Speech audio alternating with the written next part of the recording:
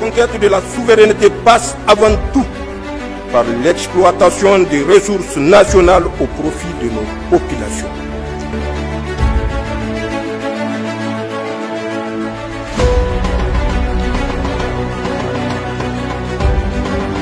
Journée historique du chef de l'État, le général d'armée Abdourahmane Tiani. On en parle dans ce numéro du jour sur Sahel Info TV. Après une visite à Tillabéri, le cap a été mis sur la région de Dosso, où le chef de l'État a visité plusieurs localités de cette région. Un déplacement qui a fait réagir certains citoyens nigériens, des acteurs de la société civile, que je vous propose de suivre. En effectuant cette tournée nationale, à l'échelle nationale, pour constater de visu la situation du pays, c'est quelque chose de noble et ce n'est pas donné à n'importe qui, parce que d'après, en tout cas depuis Kounché, on n'a pas vu un président de la République qui a effectué une telle tournée.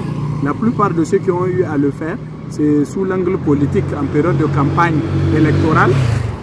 Ces politiciens effectuent des tournées à vocation propagandiste. Mais lui, il est en train de faire une tournée pour constater. Ça galvanise davantage les cadres de l'administration, ça galvanise la population et ça lui permet aussi de constater de visu ce qui est en train de se faire. Cependant, moi, je veux profiter de votre micro pour interpeller une situation. Vous savez, quand le président effectue une tournée dans une localité bien donnée, tous les cadres administratifs se précipitent pour arranger les choses, pour que lorsqu'il sera en tournée, il puisse constater que tout est bon. Ça, c'est quelque chose de mauvais. Je vois dans certaines localités déjà, certains matuvistes sont en train d'organiser des journées de salubrité. En soi, ce n'est pas une mauvaise chose, mais c'est du matu vu, en train d'organiser des journées de salubrité pour rendre les villes propres et montrer que tout est beau, tout est joli. Non, ce n'est pas sincère. Quand il y a quelque chose qui ne marche pas, il faut laisser pour que le président de la République vienne constater de visu que ça ne marche pas ici et qu'il puisse trouver les solutions idoines à apporter. Mais se mettre la pression pour vouloir réparer des choses, arranger des choses, organiser les gens à être corrects, c'est de la mauvaise foi.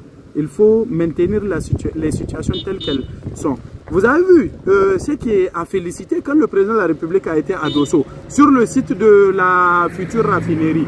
Mais il a observé des situations et tous ceux qui ont été, ils ont compris que le président est intransigeant et veut voir clair par rapport à cette question de raffinerie.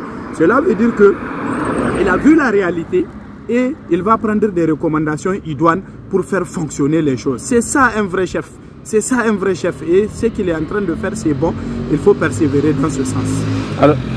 Alors est-ce que vous avez des attentes sur cette série de visites du chef de l'État? Nous avons des attentes. Nous savons que le président de la République, c'est un fin militaire stratège et nous savons que même ceux qui vont essayer de l'amadouer en embellissant des choses, il est vigilant, il le sait.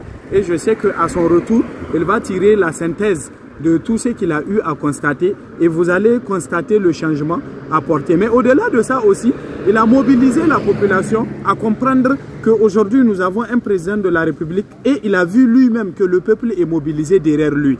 Donc ça veut dire qu'aucun homme, qui qu'il soit, ne doit plus se mettre entre...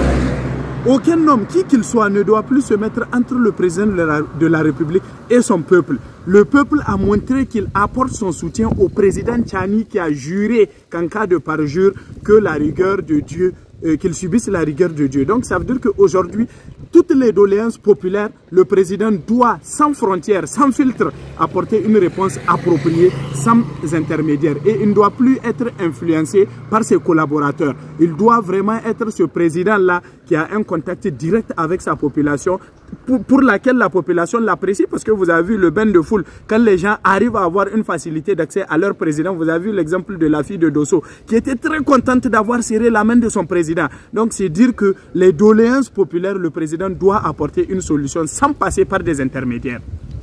Punchi, on n'a pas vu ça.